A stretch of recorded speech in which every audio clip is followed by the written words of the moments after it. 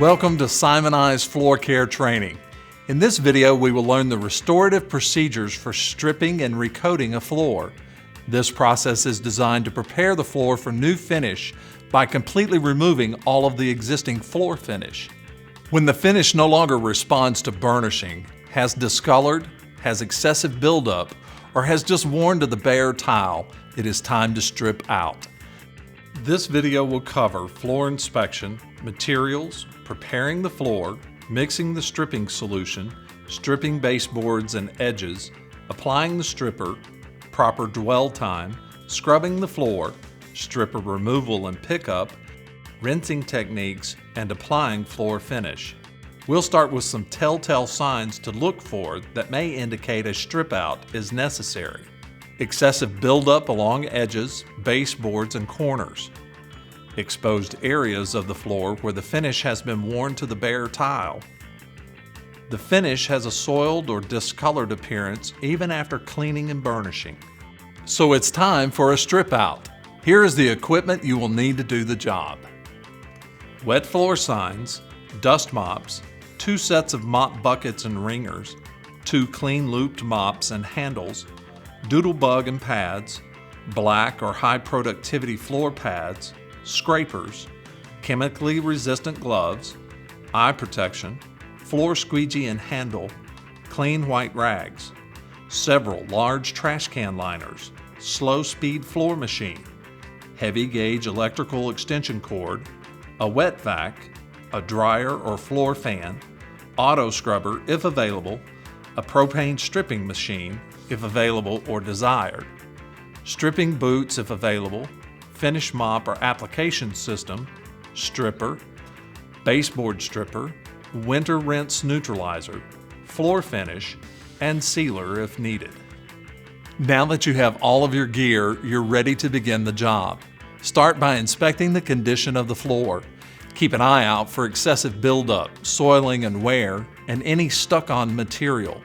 Be aware of your problem areas and obstacles such as corners, traffic lanes, baseboards, and edges.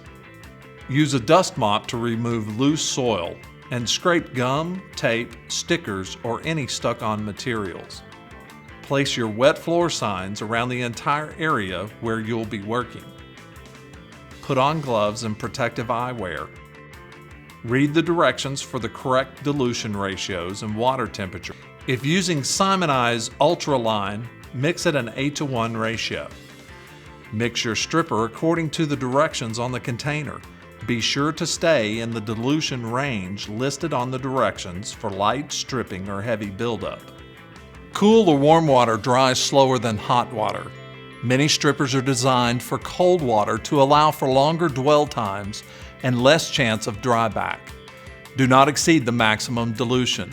This is a case where more is not better, as strippers need the correct amount of water to activate and emulsify floor finishes without making the slurry too thick to remove or clog floor pads. Strip the baseboard and edges first. Apply your stripper or aerosol baseboard stripper on the baseboards and about 6 inches to a foot from the baseboard. Allow stripper to dwell 10 minutes. Scrub with a scraper and/or doodle bug.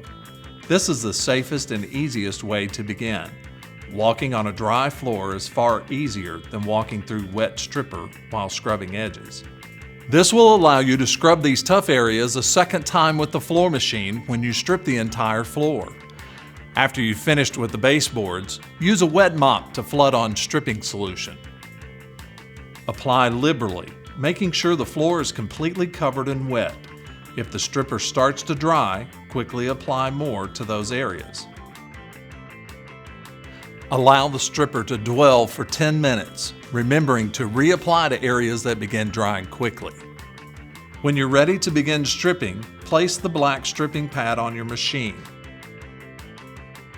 Start in from a dry area and move forward into the stripper from a dry area.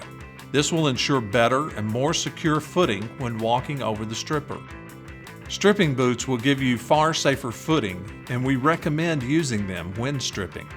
Scrub with a black stripping or high productivity pad and a 175 to 300 RPM rotary machine, or scrub in 2 passes with an auto scrubber.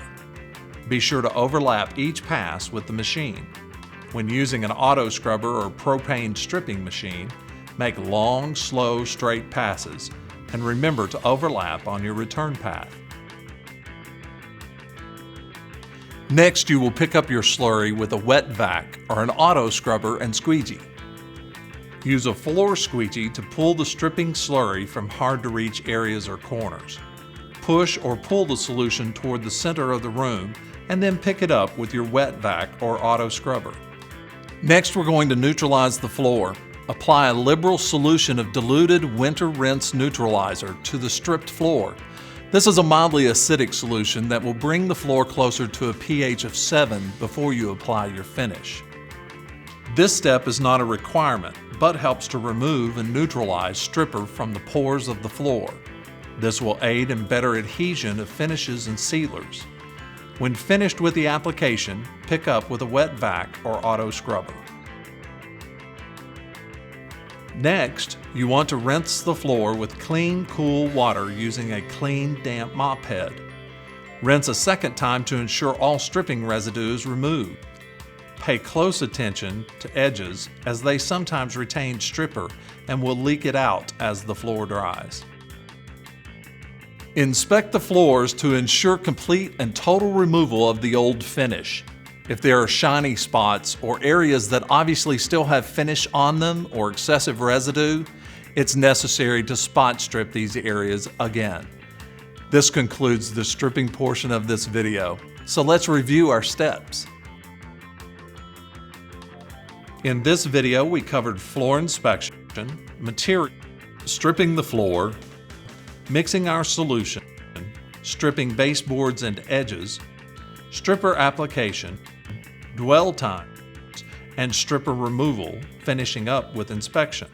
We will now move on to the process of applying floor finish. When the tile is very porous, worn, or is in poor condition, you will need to apply 2 coats of sealer prior to applying the finish. This video will take you through the proper steps for applying floor finish to a stripped floor with a standard finish mop. We will cover sign placement, the proper way to use our mop bucket, application, and drying. The first step in applying any floor finish is to put wet floor signs in place for safety. Next, line a mop bucket with a clean trash can liner. This will ensure your sealer and finish will not be contaminated by leftover soil or chemicals in the mop bucket. Then fill the bucket with your floor finish. We recommend Simoniz DuraShine. You want to use a clean looped finish mop. Dip the damp mop head into the floor finish and wring out the head so it doesn't drip. Apply in even medium coats. Light to medium coats dry faster and more uniformly. An alternative method of applying finish is to use the Simoniz backpack applicator. Simply fill the pack and apply as shown. You can also use Rubbermaid microfiber applicator as we see here. You want to frame the area, working your way toward the center. Apply the first coat 12 inches from the baseboards to limit buildup. You will apply your second and fourth coats to the baseboard. Apply a total of 5 coats of finish. Let each coat dry to the touch before applying the next coat, especially in high humidity. This will take about 30 minutes under normal conditions. A fan can aid in drying, but make sure and allow the finish to dry for 10 minutes before you start a fan. Aim the fan above the floor. Never force air directly onto a wet finish, and never use a fan where dust can be blown onto the finish. This concludes the finishing process, so let's review. We put up our signs, we lined the bucket, we used a clean finishing mop head and applied in medium coats. We framed the area, avoiding the baseboard on the first coat, and we did a total of 5 coats, using a fan to aid in the drying process. Thank you for joining us for this floor care instructional video on finishing by Simoniz.